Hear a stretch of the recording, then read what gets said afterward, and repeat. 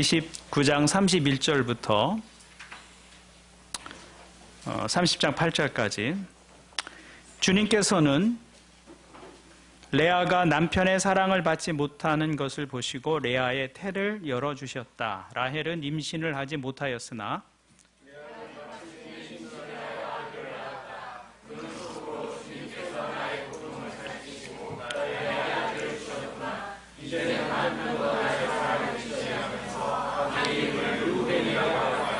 그가 또 임신을 하여 아들을 낳았다. 그는 속으로 주님께서 내가 남편의 사랑을 받지 못하여 하소연하는 소리를 들으시고 이렇게 또 아들을 주셨구나 하면서 아이 이름을 시므온이라고 하였다.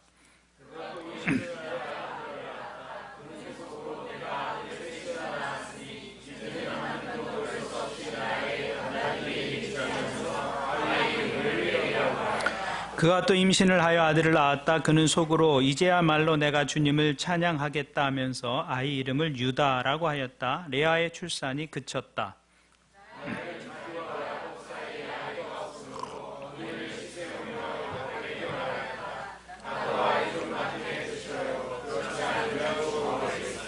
야곱이 라헬에게 화를 내면서 말하였다. 내가 하나님이라도 된단 말이오. 당신이 임신할 수 없게 하신 분이 하나님이신데 나더러 어떻게 하라는 말이오.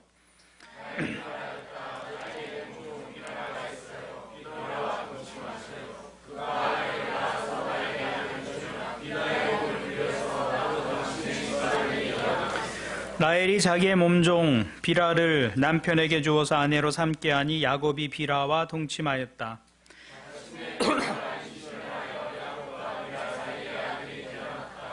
라헬은 하나님이 나의 호소를 들으시고 나의 억울함을 풀어주시려고 나에게 아들을 주셨구나 하면서 그 아이 이름을 단이라고 하였다.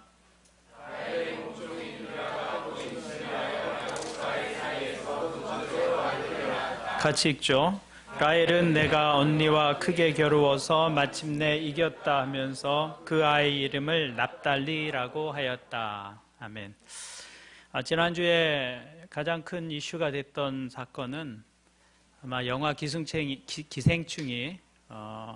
아카데미 4개 부분에서 수상을 한 일일 것입니다.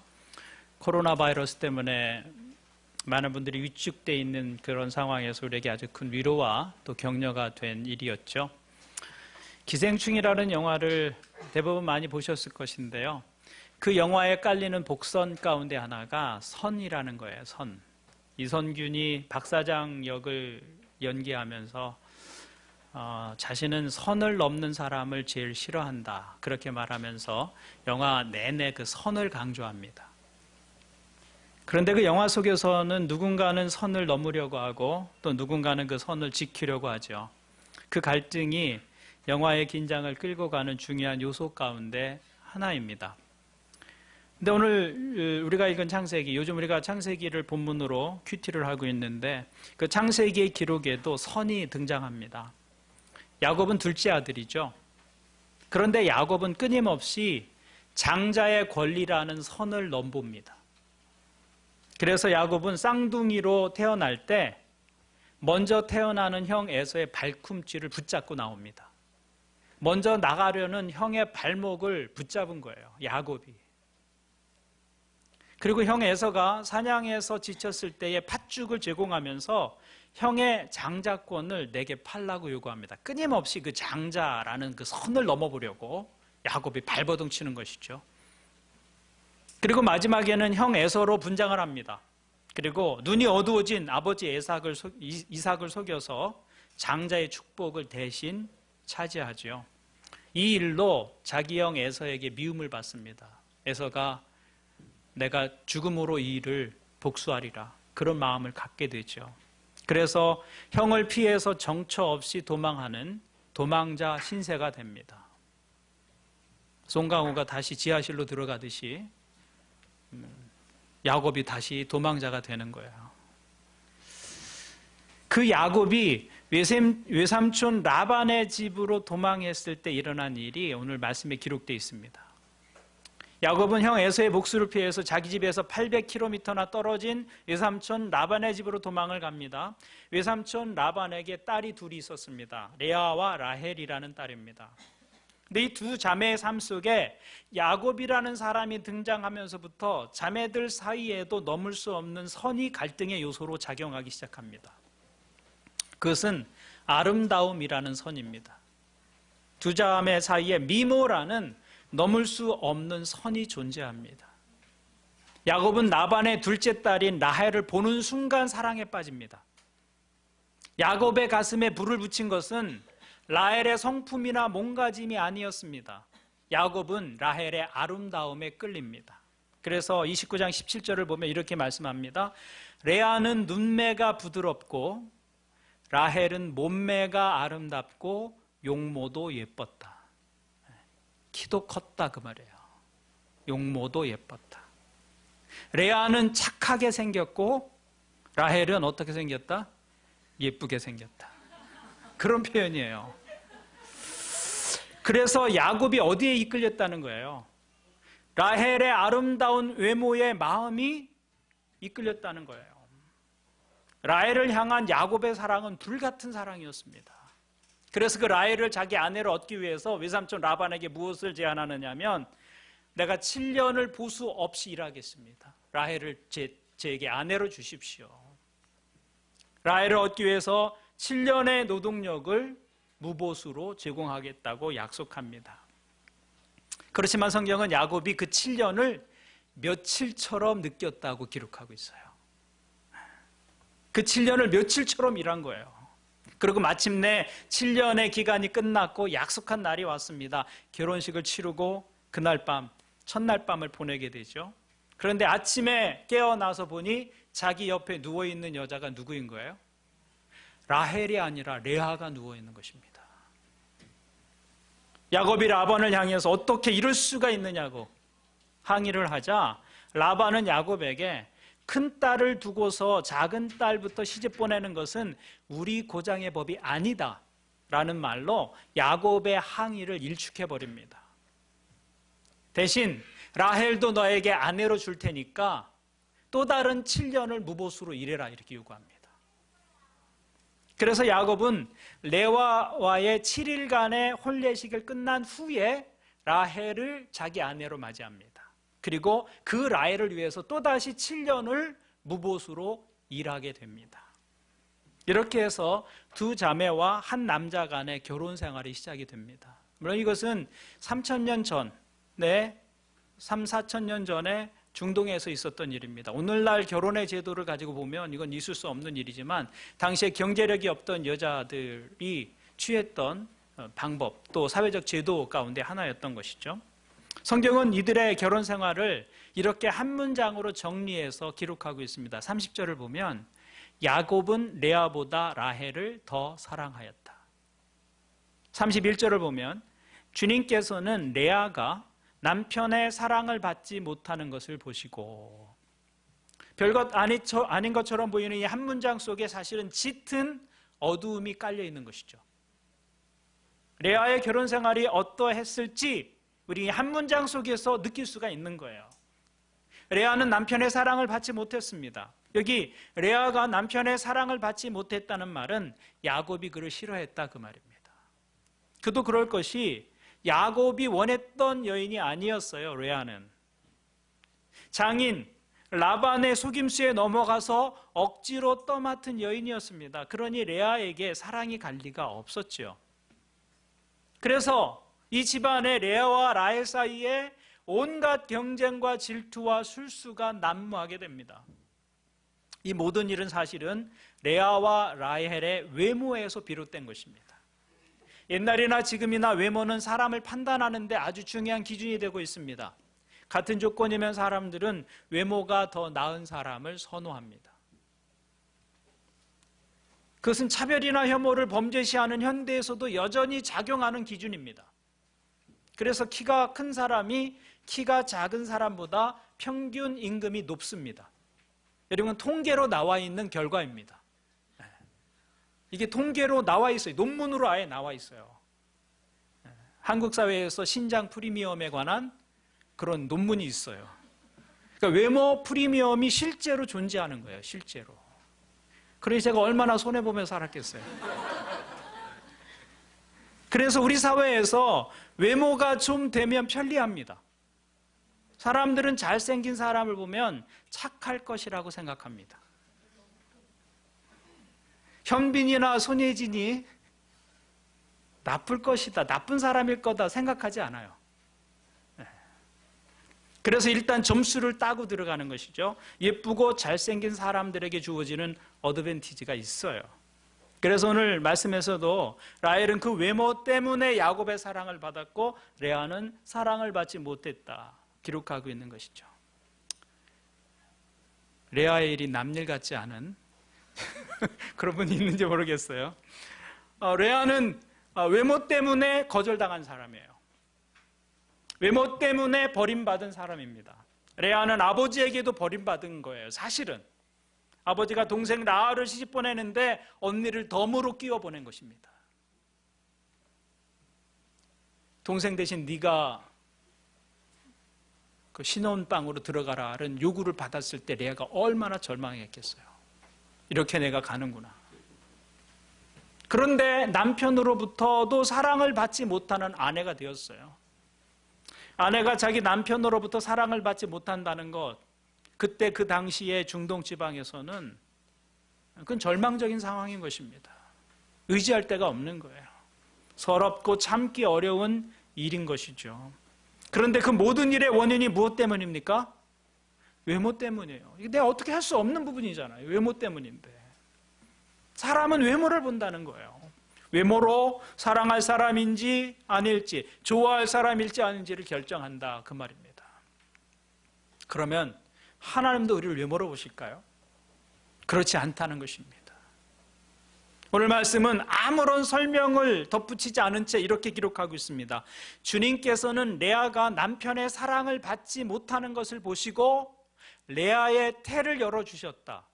라헬은 임신을 하지 못하였으나 레아는 마침내 임신을 하여 아들을 낳았다. 주님께서는 레아가 남편의 사랑을 받지 못하는 것을 보셨다고 말씀하고 있습니다. 하나님은 남편에게 사랑받지 못하는 자, 남편에게 소홀히 여겨지고 있다는 생각 때문에 가슴에 멍이 들고 상처를 입은 한 여인의 처지를 다 보고 계셨고 다 헤아리고 계셨다라고 성경이 기록하고 있는 거예요.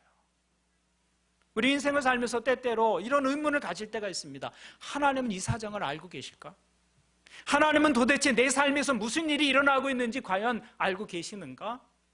그런 생각을 할 때가 있죠. 특히 삶에 시련이 오고 그래서 그 시련이 우리의 삶을 흔들어댈 때 우리는 하나님을 향해서 그런 의문을 갖게 됩니다. 정말 하나님이 내 사정을 아시고 계실까? 지금 내 삶에서 무슨 일이 일어나는지 정말 하나님이 알고는 계시는 걸까? 그런 생각을 하게 되죠. 그런데 성경은 하나님이 그것을 알고 계셨다고 말합니다. 하나님이 그것을 다 보고 계셨다고 말씀하고 있는 것이죠. 오늘 말씀은 하나님이 레아가 남편의 사랑을 받지 못하는 것을 보셨다고 말씀하고 있습니다. 하나님은 그 모든 것을 보시는 분이시다. 그래서 하나님의 이름 가운데 하나가 엘로이라는 이름이 있습니다. 엘로이. 엘로이라는 이름은 보시는 하나님이라는 뜻입니다. 보시는 하나님. 하나님은 결코 눈을 감고 계시는 분이 아니시다라는 것입니다. 그분은 졸지도 않고 주무시지도 않으십니다. 하나님께서는 우리 인생에서 일어나고 있는 모든 일들을 일거수일투족 빠짐없이 다 보고 계시는 분이시다. 엘로이의 하나님이시다. 나의 겉모습뿐만이 아니라 나의 속마음을 보시는 하나님, 그래서 내 고통을 아시고 내 눈물을 보시고 내 고민과 내 삶의 아픔을 보시는 하나님, 그 하나님이 레아의 인생을 보시고 계셨고 무슨 일이 그의 삶에서 일어나고 있는지 다 알고 계셨다는 것입니다. 그래서 시편 기자는 이렇게 고백합니다. 나의 아버지와 나의 어머니는 나를 버려도 주님은 나를 돌보아 주십니다. 그러니까 레아에게는 남편만 있었던 것이 아니었습니다. 레아는 의식하지 못하고 있었지만 언제나 그녀를 내려다보시고 계시는 하나님이 계셨다는 것입니다. 남편은 그에게 관심이 없어도 하나님은 그에게 관심을 가지고 계셨습니다. 남편은 그를 생각하지 않아도 하나님은 늘 그를 생각하고 있었습니다. 남편은 그를 사랑하지 않았어도 하나님은 그를 사랑하고 계셨다는 것이죠. 그래서 하나님은 레아가 남편의 사랑을 받지 못함을 보시고 그녀의 태를 이었었다, 이렇게 기록하고 있어요. 우리는 그 하나님을 우리 인생의 계산 속에 넣어야 한다는 거예요. 우리 인생은 눈에 보이는 것이 전부가 아니다라는 것입니다. 우리를 지켜보고 계시는 하나님이 계십니다. 레아는 자기의 문제를 가지고 고민하는 과정 속에서 그 하나님을 만나고 그 하나님을 경험하게 됩니다. 그래서 하나님의 은혜로 자식을 하나씩 낳을 때마다 레아가 영적으로 성숙해집니다. 그가 아들을 낳고 이름을 짓는 것을 보면 레아의 신앙이 점점 더 성장하고 성숙해지는 것을 엿볼 수 있습니다. 첫 아들을 낳고 레아는 그 아들의 이름을 루벤이라고 부릅니다. 루, 아까 엘로이라고 그랬죠. 같은 어근입니다. 루, 보다, 그 말이에요. 보라. 벤, 아들. 보라, 아들이다, 그런 말이죠. 레아는 그 이름을 이렇게 해석하고 있어요. 29장 32절을 보니까 레아는 마침내 임신을 하여 아들을 낳았다. 그는 속으로 주님께서 나의 고통을 살피시고 나에게 아들을 주셨구나.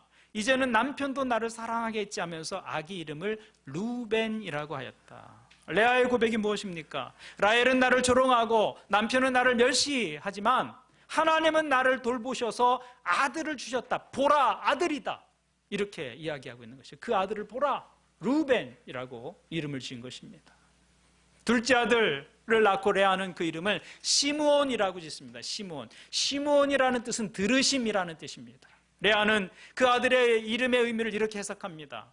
33절을 보니까 그가 또 임신을 하여 아들을 낳았다. 그는 속으로 주님께서 내가 남편의 사랑을 받지 못하여 하소연하는 소리를 들으시고 이렇게 또 아들을 주셨구나 하면서 아이 이름을 시므온이라고 하였다. 레아가 아들의 이름을 시므온이라고 지은 것을 보면 그가 그 고통과 괴로움 속에서 하나님께 기도했음을 알 수 있어요. 하나님이 들으셨다. 하나님이 들으셨다. 그런 고백입니다. 그의 이름은 레위입니다. 레아는 이렇게 고백합니다. 그가 또 임신을 하여 아들을 낳았다. 그는 속으로 내가 아들을 셋이나 낳았으니 이제는 남편도 별 수 없이 나에게 단단히 매이겠지 하면서 아이 이름을 레위라고 하였다. 레위라는 말은 연합, 이런 뜻이에요. 세 번째 아들 레위는 제사장 족속의 조상이 됩니다. 그 아들을 낳고서 이제 남편이 나와 연합될 것이다 라는 소망을 갖게 돼요. 그리고 35절에 보면 레아가 네 번째 아들을 낳게 되는데 그 아들의 이름을 유다라고 짓습니다. 유다. 그가 또 임신을 하여 아들을 낳았다. 그는 속으로 이제야말로 내가 주님을 찬양하겠다 하면서 아이 이름을 유다라고 하였다. 유다라는 말의 의미는 찬양이라는 뜻이에요. 그러니까 넷째 아들 유다가 태어나면서 레아의 탄식과 한숨은 이제 무엇으로 바뀌고 있는 거예요? 찬양으로 바뀌고 있는 것입니다. 하나님의 지속적인 사랑과 돌봄 속에서 마침내 레아의 가슴에 심겨진 쓴뿌리가 뽑아져 버리고 한으로 점철된 레아의 인생을 회복시켜 나가는 과정을 보게 되는 것이죠. 하나님의 치유하는 손길이 남편의 사랑을 받지 못했던 레아와 함께하고 있었던 것입니다. 그래서 그에게 아들로 유다를 주십니다. 하나님은 레아의 고통이 찬양이 되게 하셨습니다. 이것이 하나님이 하시는 일이다라는 거예요. 우리 인생에서 쓰라린 눈물이 있습니다. 아픔이 있을 수 있습니다. 그러나 그런 눈물과 아픔을 기쁨의 찬양으로 바꾸시는 일이 하나님의 일이다라는 것입니다. 레아는 인생의 아픔과 고통 속에서 그 하나님을 경험하게 됩니다. 인생의 문제 앞에서 무너지는 대신에 오히려 믿음이 깊어지고 그 믿음이 성숙되어져 가는 것을 볼 수 있습니다. 레아가 자신의 문제를 가지고 하나님 앞에 나아갔기 때문입니다. 오늘 예배하는 여러분들에게도 그런 믿음이 있기를 바랍니다. 문제를 가지고 하나님께 나가는 거예요. 반면에 라헬은 어떻게 되었을까요? 라헬은 남편의 사랑을 받았기 때문에 아무런 문제 없는 인생을 살게 되었을까요? 그렇지 않다는 거예요. 라헬에게도 문제가 있었습니다. 문제 없는 인생이 없고 고난이 없는 삶이 없는 것이죠. 라헬의 문제는 무엇이었을까요? 라헬의 문제는 남편이 자기를 사랑함에도 불구하고 자식이 없는 거예요. 레아는 사랑받지 못하는 아내인데도 아들을 잘 낳아요. 그런데 라헬에게는 아들이 없어요. 아들이 없어요. 문제 없는 인생이 없다 그 말이죠. 레아에게도 문제가 있었고 라헬에게도 문제가 있었습니다. 그런데 이 두 사람에게 결정적인 차이가 있는데 그것은 그 문제를 가지고 누구 앞에 가느냐라는 거예요. 라헬은 자신의 문제를 가지고 누구에게로 갑니까? 1절을 보겠습니다. 30장 1절. 라헬은 자기와 야곱 사이에 아이가 없으므로 언니를 시세우며 야곱에게 말하였다. 나도 아이 좀 낳게 해주셔요. 그렇지 않으면 죽어버리겠어요. 예쁜 외모와는 달리 말은 엄청 거칠어요. 라헬은 자기의 문제를 가지고 사람에게로 갑니다. 자기 남편 야곱의 가슴팍을 쥐어뜯으면서 소리를 지르는 것이죠. 나도 아이 좀 낳게 해주셔요. 그렇지 않으면 죽어버리겠어요. 남편이 얼마나 힘들었을까요? 남편에게 이 문제를 해결할 힘이 없어요. 야곱이 아이를 낳게 해줄 능력이 있는 게 아니라 그 태문을 여시는 분은 하나님이신데 아무리 노력해도 아이가 생기질 않는데 어떻게 하겠느냐. 그래서 야곱이 무엇이라고 말하냐면 2절을 보니까 야곱이 라헬에게 화를 내면서 말하였다. 내가 하나님이라도 된단 말이오. 당신이 임신할 수 없게 하신 분이 하나님이신데 나더러 어떻게 하란 말이오. 이 말씀을 보면 예상을 뒤엎는 정반대의 모습을 보게 됩니다. 이렇게는 살 수 없다고 차라리 죽겠다고 하면서 남편의 가슴팍을 쥐어뜯는 사람이 누구입니까? 남편의 사랑을 받지 못한 레아입니까? 남편의 사랑을 독차지했던 라헬입니까? 놀랍게도 라헬이 이렇게 반응하고 있다는 것이죠. 탄식과 한숨과 눈물로 점철된 레아의 삶은 점점 무엇으로 바뀌고 있는데? 찬양으로 바뀌고 있는데 기대와 기쁨과 설렘으로 시작됐던 라헬의 삶은 점점 무엇으로 바뀌어요? 죽겠다는 아우성으로 바뀌고 있는 것입니다. 왜 이렇게 예상을 뒤엎는 정반대의 결과가 나타나고 있느냐라는 것이죠. 그것은 자신들의 문제를 대하는 방법이 달랐기 때문입니다. 시편 146편을 보니까 이렇게 말씀합니다. 너희는 힘 있는 고관을 의지하지 말며 구원할 능력이 없는 사람을 의지하지 말아라. 사람은 숨 한 번 끊어지면 흙으로 돌아가니 그가 세운 모든 계획이 바로 그날로 다 사라지고 만다. 야곱의 하나님을 자기의 도움으로 삼고 자기의 하나님이신 주님께 희망을 거는 사람은 복이 있다. 하나님께 희망을 걸라는 거예요. 라헬은 자신의 문제를 가지고 도울 힘이 없는 사람에게로 갔지만 레아는 자신의 문제를 가지고 누구 앞으로 나아갑니까?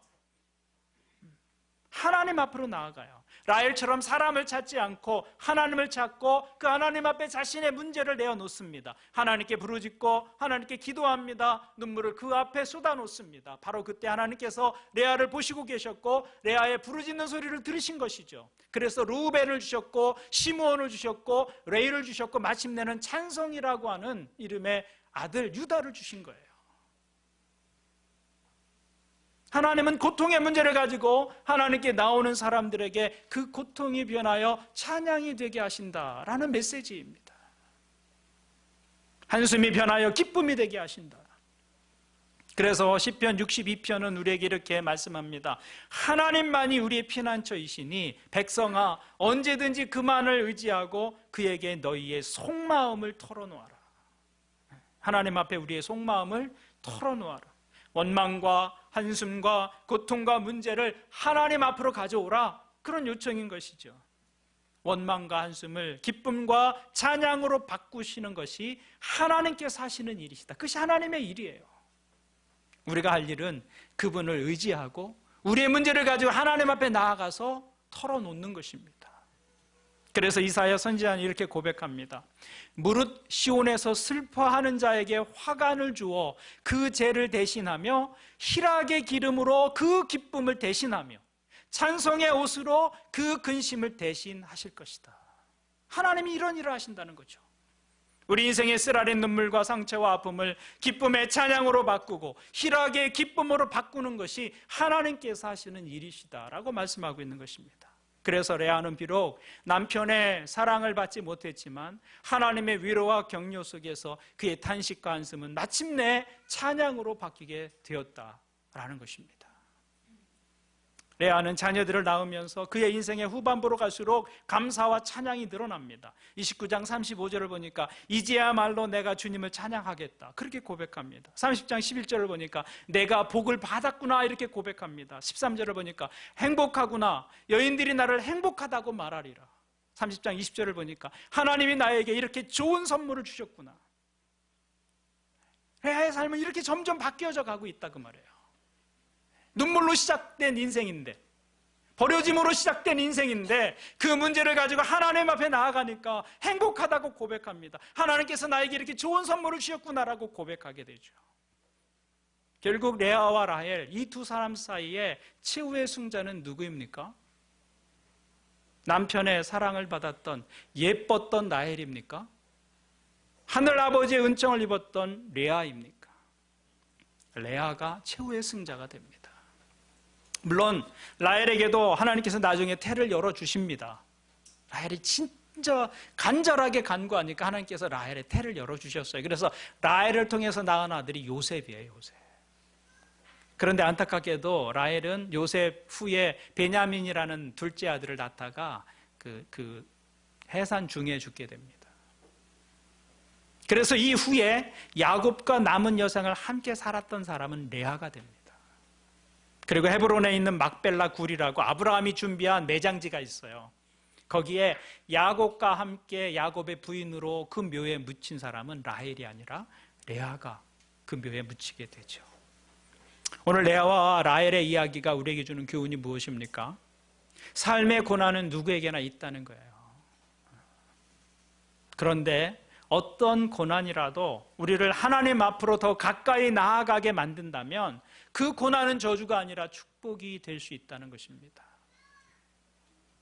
어떤 문제나 어떤 아픔도 그것이 우리로 하여금 하나님 앞에서 기도하게 만드는 것이 되고 하나님께 더 가까이 나아가게 한다면 그것은 오히려 축복의 요소다라고 말씀하고 있는 것이죠. 반대로 나에게 어떤 강점이 있어요.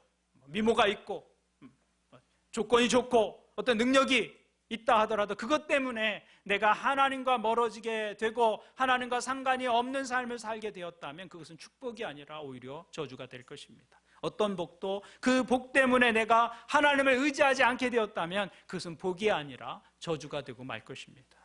그러므로 여러분에게 아픔이 있고 어려움이 있고 약점이 있다면 그것을 하나님 앞으로 나아가는 기회로 삼으시기를 바랍니다. 자신을 겸손하게 하나님을 찾는 기회로 삼으시기를 바랍니다. 그 약점과 아픔을 기도의 기회로 삼으십시오. 그 약점으로 하나님의 은혜와 하나님의 능력이 내 삶에 흘러 들어오는 통로가 되게 하는 것입니다. 우리가 그렇게 우리의 고난과 어려움과 약점에 반응한다면 우리는 그 약점 때문에 약해지지 않고 오히려 더 강해질 것이다. 그것을 인해 우리는 넘어지지 않고 더 굳게 서게 될 것이다. 그것이 믿음의 신비입니다. 믿음의 신비. 그래서 어떤 분은 믿음을 영혼의 연금술이라고 불렀습니다. 영혼의 연금술. 연금술이란 중세 사람들이 시도했던 어떤 그 기술이잖아요. 하찮은 금속을 가지고 귀금속을 만들어 보려고 했고 평범한 약재들을 가지고 신비한 장수약을 만들어 보려고 했던 그 기술, 그걸 연금술이라고 부르는데 믿음은 영혼의 연금술이다. 믿음은 보잘것없는 삶의 재료를 가지고도 가장 소중한 것을 만들어내기 때문에 믿음은 영혼의 연금술이다 라고 말할 수 있는 것입니다. 마치 조개가 자기 몸에 들어와 상처를 내는 이물질을 진주로 만들어내듯이 믿음은 우리의 삶의 상처와 아픔과 고난과 약함을 가지고 내 인생의 영광이 되게 하는 것이다. 레아는 아픔과 고통과 슬픔을 가지고 삶을 시작했지만 그것들을 가지고 그는 하나님 앞으로 나아갔습니다. 결국 그 아픔과 슬픔과 고통을 기쁨과 찬양이 되게 했다 그 말이죠. 믿음이 그렇게 했다. 이것이 믿음의 신비다라는 것이죠. 자기를 넘어지게 만드는 삶의 고통을 진주처럼 빛나는 내 인생의 보석이 되게 한 것입니다. 그래서 우리의 삶의 고난이 믿음을 만나면 겸손한 인격으로 바뀝니다. 모든 사람이 고난을 통해서 겸손한 인격을 배우는 건 아니에요. 그 고난이 믿음과 만날 때. 그래서 이 믿음은 영혼의 연금술이에요. 고난이 있는데 그 고난이 믿음과 만나니까 겸손한 인격으로 변해지는 거예요. 고통이 우리의 믿음과 만나면 기도의 축복이 되는 것입니다. 우리의 어려움과 아픔이 믿음과 만나면 하나님의 능력을 경험하는 통로가 되는 것이죠. 그런 놀라운 믿음의 신비가 우리에게 있다 그 말이에요. 이것이 믿음의 신비다라는 것이죠. 이것이 삶의 문제를 가지고 하나님 앞에 나아가는 사람들이 경험하는 축복입니다. 오늘 여러분에게 레와와 같은 인생의 축복이 있기를 바랍니다. 여러분이 주님 앞에 나올 때마다 여러분의 마음을 토하십시오. 그리고 하나님께서 우리 아픔을 변하여 삶의 기쁨이 되게 하고 찬양이 되게 하시는 그런 하나님의 손길을 경험하는 믿음의 삶을 살아가시기를 주님의 이름으로 축원을 드립니다. 아멘. 우리 함께 기도하겠습니다. 말씀을 가지고 기도하겠습니다. 레아도 문제가 있었고 라헬도 문제가 있었습니다. 인생에 문제가 없는 그런 시점은 없어요. 중요한 것은 그 문제를 가지고 누구를 만나느냐라는 것입니다. 하나님은 그 문제를 가지고 하나님 앞에 나오기를 기대하십니다. 하나님 우리를 보고 계십니다. 우리의 사정을 알고 계십니다. 그리고 우리가 구하고 찾으면 도우실 선한 의지를 가지고 우리를 대하십니다. 하나님, 제 삶의 이 아픔을 주님 앞에 가져옵니다. 제 삶의 이 어려움을 주님 앞으로 가지고 갑니다. 하나님, 제 인생을 복 주시옵소서. 제 인생 속에 일하여 주옵소서. 여러분의 삶의 문제를 가지고 주님 앞에 나아가서 함께 믿음을 가지고 기도하겠습니다. 하나님 아버지,